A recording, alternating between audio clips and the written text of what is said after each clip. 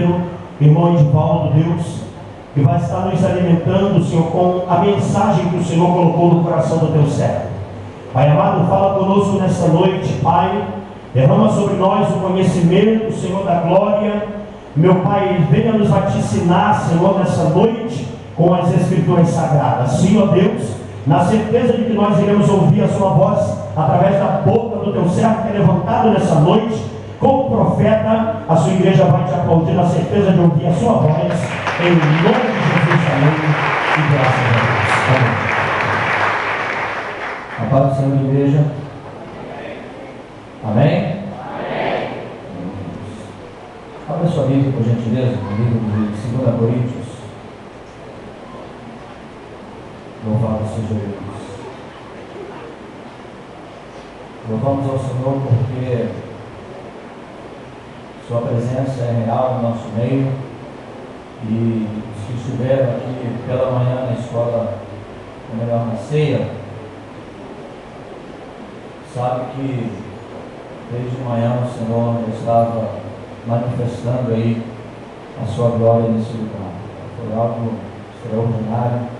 Sentimos aí a presença de Deus poderosamente nesse lugar. 2 Coríntios capítulo 5, a partir do versículo 11. Amém? Todos encontraram? Amém? Eu vou estar lendo para os irmãos que acompanham por gentileza a leitura. Assim que, conhecendo o temor do Senhor, tentando persuadir aos homens, o que somos é manifesto a Deus, e espero que nas vossas consciências seja também manifesto. Não nos recomendamos outra vez a vós, mas damos-vos ocasião de vos gloriardes por nossa causa, para que tenhais que responder aos que se gloriam na aparência e não no coração. Se enlouquecemos, é para Deus; se conservamos o juízo, é para vós. Pois o amor de Cristo nos constrange, julgando nós isto: um morreu por todos, logo todos morreram. E ele morreu por todos, para que os que vivem não vivam mais para si, mas para aquele que por eles morreu e ressurgiu. Assim que daqui por diante a ninguém conhecemos segundo a carne, ainda que tenhamos conhecido a Cristo segundo a carne, contudo agora já não o conhecemos deste modo. Portanto, se alguém está em Cristo,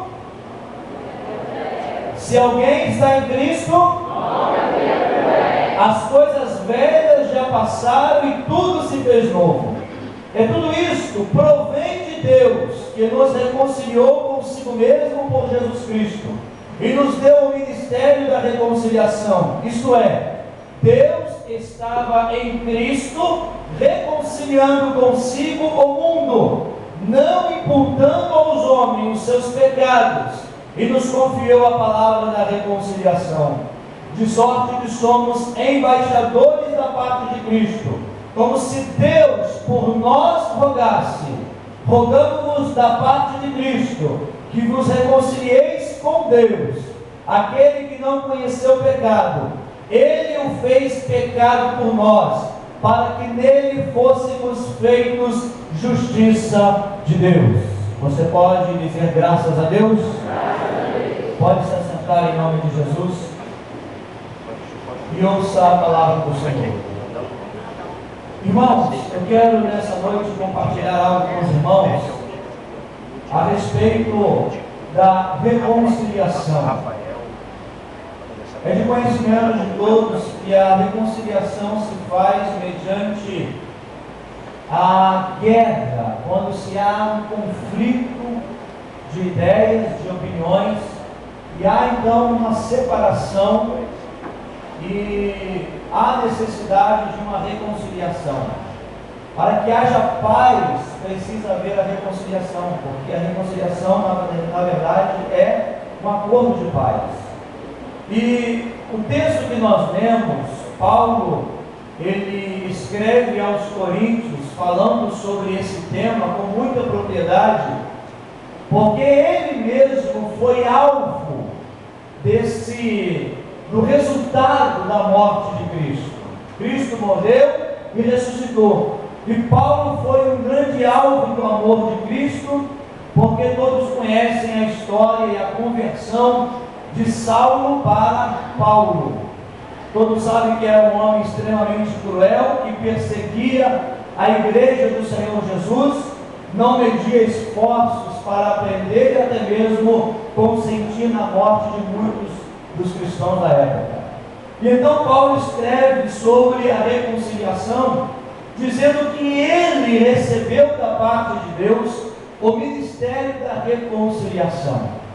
E ele começa esse texto que nós lemos, no versículo 11, dizendo: assim que, conhecendo o temor do Senhor, tentamos persuadir os homens, o que somos é manifesto a Deus, e espero que nas vossas consciências sejam também manifestos. Ele começa esse tema da reconciliação falando a respeito do seu apostolado, dizendo: olha, para com Deus eu sou transparente, Deus me conhece, Deus sabe que eu sou apóstolo dos gentios, que eu fui chamado para pregar aos gentios, então Deus me conhece, e eu quero que vocês também reconheçam que eu sou o apóstolo dos gentios, que fui chamado para pregar a mensagem da reconciliação. Mas que reconciliação é essa que nós estamos falando? Que acordo de paz é esse que nós estamos falando? Quando nós olhamos para a Bíblia, nós vemos que Deus, lá no livro de Gênesis, criou o homem e colocou o homem num estado chamado de dispensação da inocência. Deus criou o homem perfeito, tanto é que a Bíblia, quando ela diz: criou Deus o homem à sua imagem e à sua semelhança, não está se referindo ao estado físico do homem ser semelhante a Deus, não é isso. Ser semelhante a Deus, Deus ter criado o homem à sua imagem e semelhança, refere-se ao caráter, porque Deus, ele era santo, ele é santo, e também criou o homem santo. Deus é puro e criou o homem puro.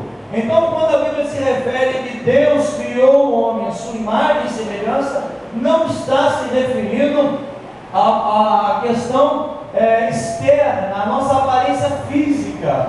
Até porque, imagine Deus parecido comigo, não seria muito atraente, né? Ninguém iria querer saber de Deus como esse do homem, né? Então, Deus, ele é santo, ele é puro, e então criou o homem da mesma forma, no mesmo estado. Porém, a sagacidade de Satanás foi tão grande, e a inveja foi tão grande, porque você imagine Satanás antes da sua queda num nível de espiritualidade, de beleza, que era um referencial na eternidade. E agora este ser, que era Lúcifer, ele é precipitado, perde toda a sua glória, toda a sua beleza, e aí de repente esse ser decaído, ele vê lá um outro ser criado pelo Deus Todo-Poderoso, puro, santo, a coroa da criação de Deus. E então Satanás sentiu-se uma inveja muito grande, porque aquele ser que Deus criara era um ser que Deus queria compartilhar toda a sua glória, todas as suas maravilhas, toda a sua eternidade com aquele ser. E então Satanás, o que ele fez? Induziu aqueles dois seres, Adão e Eva, a pecar. E com isso ele conseguiu ferir ali a criação de Deus, a coroa da criação de Deus. Agora imagine que tudo que Deus criou, Deus usou apenas a palavra. Quando você olha o texto, o capítulo 1 de Gênesis, Deus sempre diz que haja separação entre as águas e a terra seca, que haja luz, que haja ervas no campo. Então Deus foi usando a palavra somente para dar existência a tudo. Mas quando Deus ele vai criar o homem, Deus ele não usa a palavra, ele usa as suas mãos santas.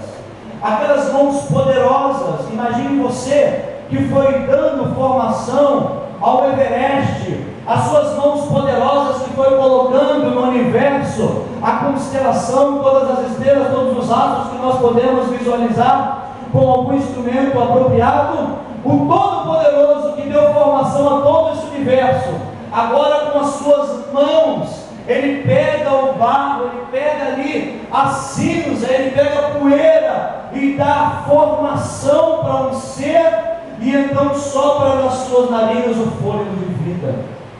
E aí você vê, queridos, que eu e você, o quanto nós somos importantes para o nosso Deus, porque ao invés dele dizer, haja um ser segundo o que eu quero, apareça um ser, apareça um boneco aí de barro, não, Deus foi com as suas próprias mãos e deu forma para aquele ser, então soprou nas suas narinas o fôlego de vida. Então Satanás, ele não contente com essa posição agora que esses dois homens se encontravam, um privilégio estar ali morando no jardim do Éden, desfrutando de toda aquela beleza que nós acreditamos que era, porque não havia poluição, não havia nenhuma degradação do homem, não havia ali garrafas PET espalhadas pelos rios Tigres e Eufrates, não havia ali lixo entulhado ali nas esquinas, era uma beleza, era uma maravilha. Então Satanás, vendo o homem desfrutando de toda aquela paz, de toda aquela beleza e perfeição, então induziu os homens ao pecado. Então enganou Eva persuadiu Adão, e então os dois acabaram se decaindo espiritualmente. E diz a Bíblia que todos pecaram e destituídos estão da glória de Deus.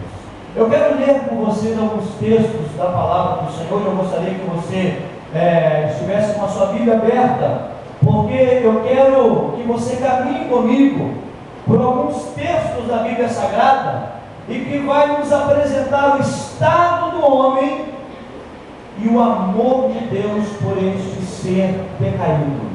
Ainda que Deus tenha criado este ser perfeito e ele tenha se afastado, Deus não desiste deste ser, porque ama.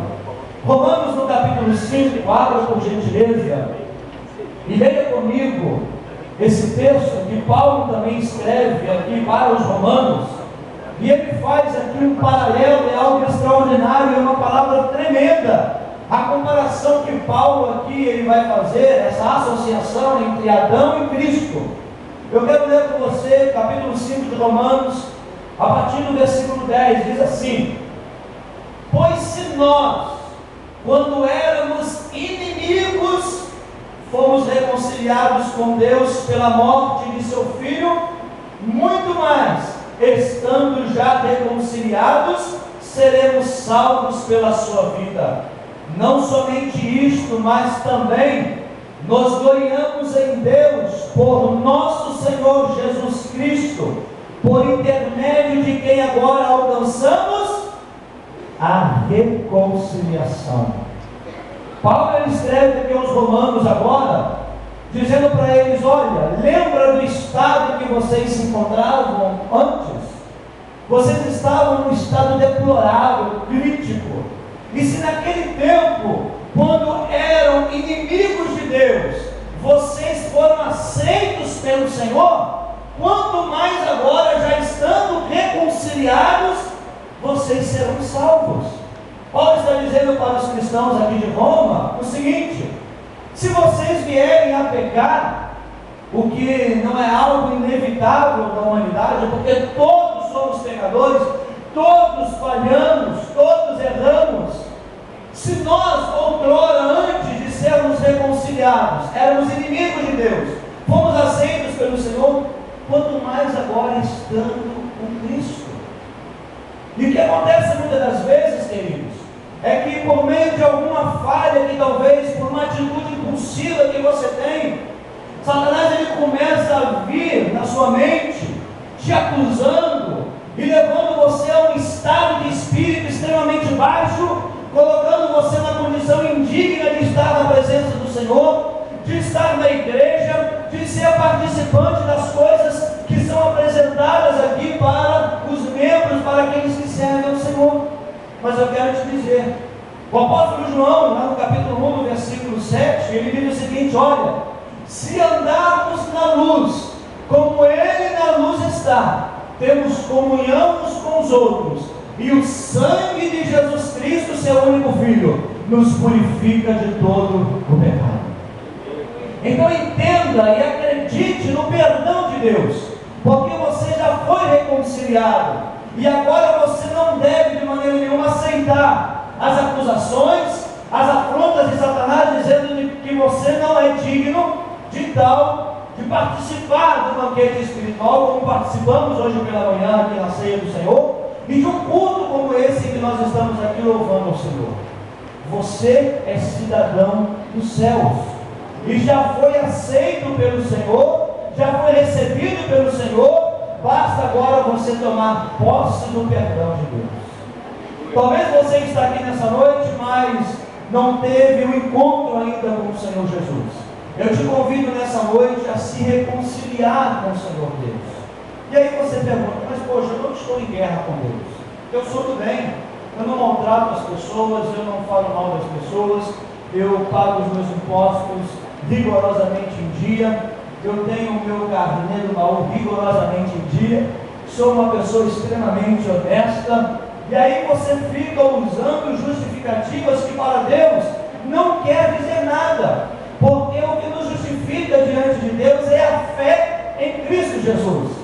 O que me justifica diante de Deus não são as boas obras que eu pratico, não são as minhas boas ações, que Deus vai olhar para mim e vai dizer: olha que rapaz bonzinho, eu vou perdoar os seus pecados, vou perdoar as suas maldades, porque ele é tão bonzinho, ele é afligido, ele não fala nada, ele é afligido, fica calado, sofre as penas, as dores ali quietinho, ele não maltrata ninguém, ele é um camarada que trabalha, levanta todo dia 5 horas da manhã, enfrenta um trânsito danado, ele chega na sua empresa, enfrenta aquela pressão do patrão. Eu vou ter misericórdia dele, tadinho, ele é tão assim, é oprimido, sofre tanto nessa vida, eu vou perdoar os pecados dele. Não é por nada. Paulo, escrevendo para os cristãos lá de Éfeso, no capítulo 2, versículo 8, diz: olha, é pela fé que sois salvos, pela graça sois salvos, mediante a fé. E isso não vem de vós, é dom de Deus.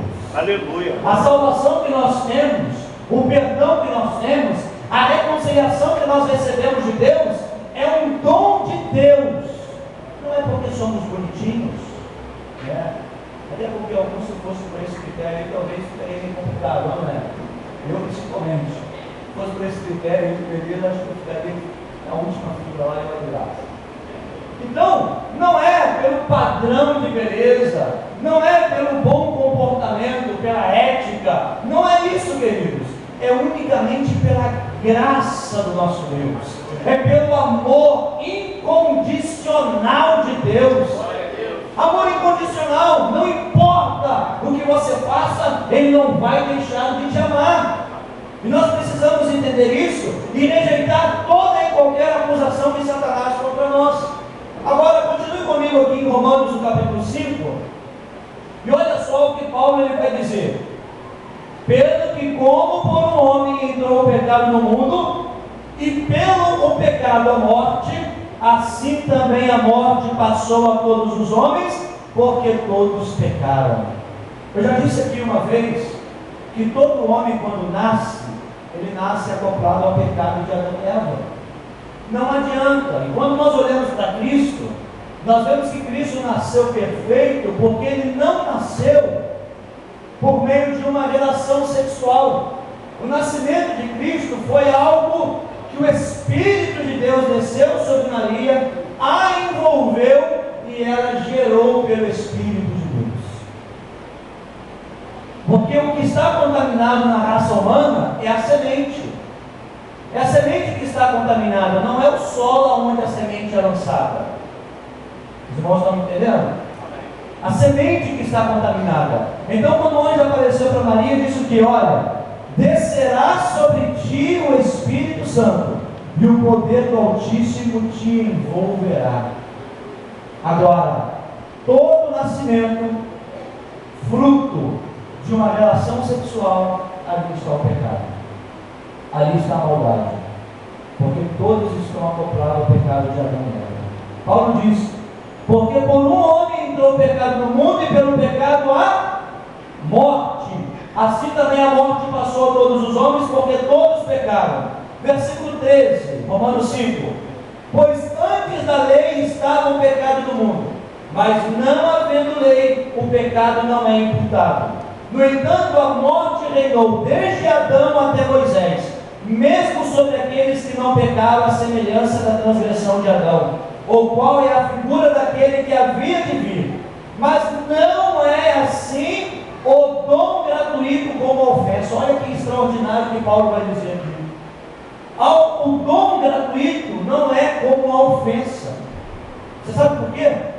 Porque, olha só, Adão e Eva, eles não tiveram trabalho nenhum para contaminar toda a raça humana, porque eles pecaram, tiveram relações sexuais, geraram, povoaram a terra, passou aí 800, 900 anos, Adão e Eva morreram, pronto, está todo mundo contaminado.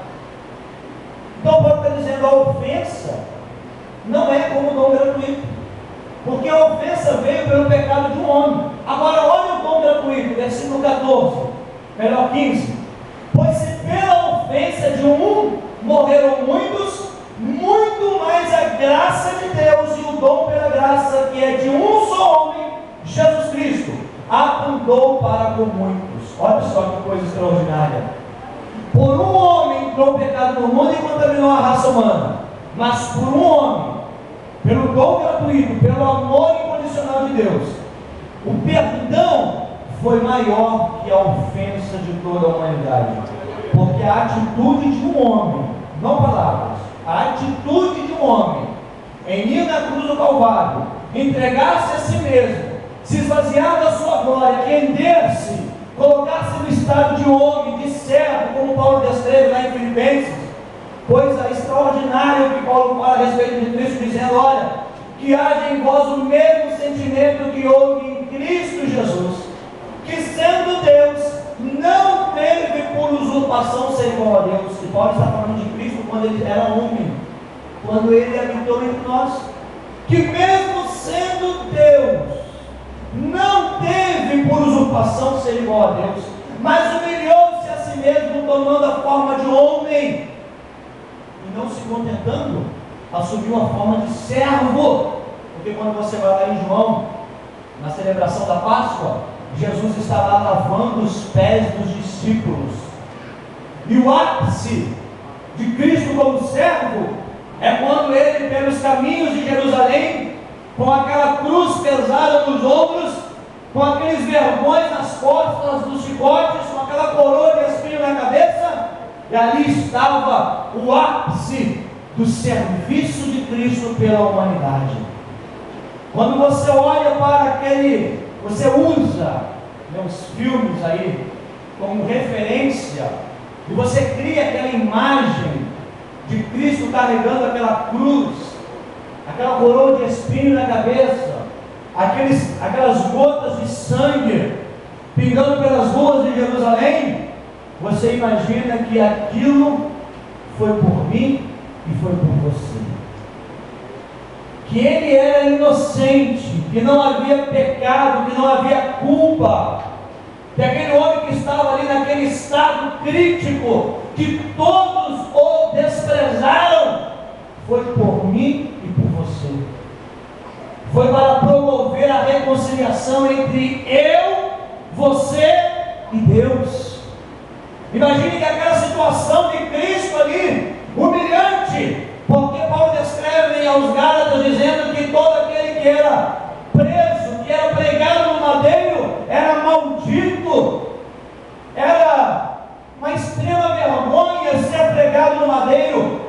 Imagine hoje aí uma execução máxima aí da nossa pena capital, não chega próximo do que Cristo passou inocentemente. Sabe para quê? para que hoje nós pudéssemos chegar aqui diante de Deus, dobrar os nossos joelhos, ou estender as mãos, ficar de pé, ajoelhado, deitado, sentado, como quiser, mas reconhecendo a grandeza do Senhor, reconhecendo esse amor incondicional. É por causa desse estado deplorável que Cristo se encontrava que nós estamos aqui hoje. Isso foi para nos reconciliar com Deus. Você olha que a cruz, ela estava fincada no chão, e aonde estava a cabeça de Cristo apontada para o céu. Há quem diga que era exatamente a ligação que Cristo estava fazendo entre Deus e o homem, entre o homem e Deus. Aquela atitude de Cristo, queridos, é por isso que quando nós somos questionados sobre qual religião nós seguimos, na verdade só existe uma religião.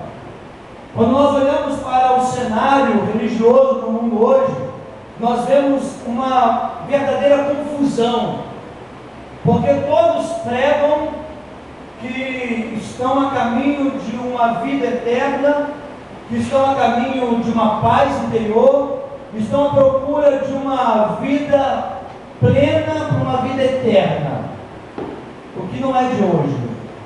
Você vai nos tempos lá dos faraós, desde aqueles tempos eles já esperavam a eternidade. Mas já visto que eles construíam aquelas pirâmides e colocavam todo o seu tesouro ali dentro, e quando ele morresse, era sepultado ali, para que quando ele ressuscitasse, toda aquela riqueza dele continuasse ali com ele. Me lembrando, né? Porque ao homem está ordenado morrer uma vez, vindo depois disso o juízo.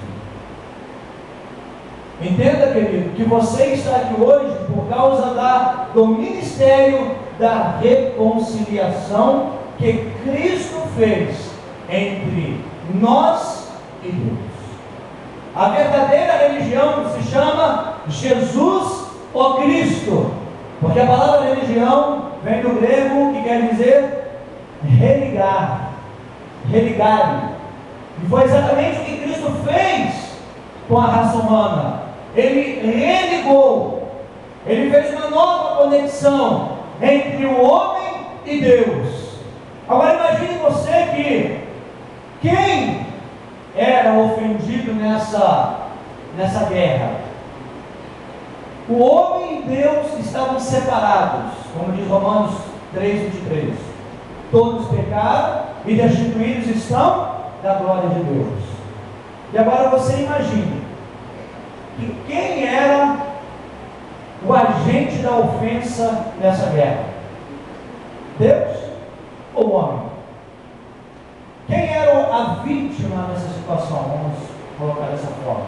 E quem era o agente da ofensa? Nós. Eu e você somos o agente da ofensa. Agora imagine que nós, e geralmente quem causa a ofensa, que deve reconhecer, né? E chegar, olha, eu vim aqui pedir perdão, quero me reconciliar contigo. Providencia logo a reconciliação, mediante um reconhecimento da sua culpa. Agora, o que Deus fez? O próprio Deus, que é o alvo das nossas ofensas, o próprio Senhor, o Criador do universo, a quem nós ofendemos diariamente, foi Ele mesmo quem providenciou a reconciliação entre nós e Ele. E hoje nós temos apenas um instrumento pelo qual nós podemos nos aproximar dele: a fé e o reconhecimento das nossas misérias. Aceitamos a Cristo, recebemos a Cristo como o único e suficiente Senhor das nossas vidas, mas continuamos habitando num corpo de pecado e precisamos reconhecer as nossas bondades dia após dia. Não é porque estamos sentados bonitinhos aqui, ouvindo a palavra do Senhor, adorando a Deus, que nos coloca numa posição privilegiada e melhor do que aqueles que estão lá fora, carentes e dependentes da graça e misericórdia de Deus. Porque diante de Deus, todos somos imundos e pecadores. E a única coisa que nos condiciona diante de Deus para sermos aceitos por Ele é o sangue de Jesus vertido sobre as nossas vidas. Jonathan Edwards pregou uma mensagem que ficou eternizada na mente da Europa: pecadores nas mãos de um Deus irado. Quando ele ministrava essa mensagem, a Europa estava passando por uma crise espiritual tremenda. E ele então começa a ministrar essa mensagem dizendo que a única coisa que nos impede de ser lançado no inferno por toda a eternidade é apenas a vontade de Deus e nada mais além disso. Apenas a vontade do Senhor que nos livra do inferno. Não são as minhas boas ações, nada que eu faça sensibiliza o coração de Deus para me livrar do inferno. E ele diz que nós, diante de Deus, somos como os insetos asquerosos, presos às pontas do dedo de Deus, prestes a ser lançados no inferno. E que é apenas a vontade dele que nos livra do fogo do inferno. Queridos, nós precisamos atentar com mais veemência para as coisas que temos ouvido. Levar mais a sério a mensagem da cruz. Entender que só estamos aqui por causa do amor de Deus. E nós precisamos nos despertar e ser mais comprometidos com a mensagem da cruz. Entender que nunca seremos livres do pecado enquanto Cristo não vier das nuvens com poder e glória buscar a sua igreja. E olha só o que Paulo ele vai dizer ainda em Coríntios. Leia comigo. 2 Coríntios, no capítulo 5. Paulo defende o seu apostolado, o seu ministério de reconciliação. Ele vai dizer no versículo 12: não nos recomendamos outra vez a vós, mas damos-vos ocasião de vos gloriardes por nossa causa, para que tenhais que responder aos que se gloriam na aparência e não no coração. Se enlouquecemos, é para Deus; se conservamos o juízo, é para vós. Paulo diz aqui: olha, se alguma atitude minha for taxada como loucura, é por causa de Deus. É porque não importa o que eu faça, eu quero que Deus seja exaltado, que o seu nome seja proclamado, que o seu amor seja anunciado. E se ainda que a minha atitude pareça loucura, é por causa de Deus que eu faço isso. E aí ele diz: e se eu conservo o juízo, é por causa de vós. Paulo ele tinha um amor tão grande pelos seus conterrâneos que ele vai dizer no capítulo 9: olha, eu preferiria ser afastado de Cristo por amor de vós. Olha só. Olha a atitude que Paulo toma pelo amor que ele tem com seus conterrâneos, pela alma dos seus conterrâneos. Eu queria ser afastado de Cristo por amor de vós. Mas Cristo foi quem o converteu. Ele não se decidiu, ele não foi à frente numa reunião lá na sinagoga e disse: olha, eu quero levantar as minhas mãos e quero aceitar Jesus. Não foi isso que Paulo fez. O próprio Senhor Jesus apareceu para Paulo e disse: Paulo, Saulo, Saulo, por que me persegues? Saulo não se sensibilizou com um sermão que ele ouviu na sinagoga. Ele não ficou emotivo com alguma palavra que ele ouviu e que tocou ele profundamente, não.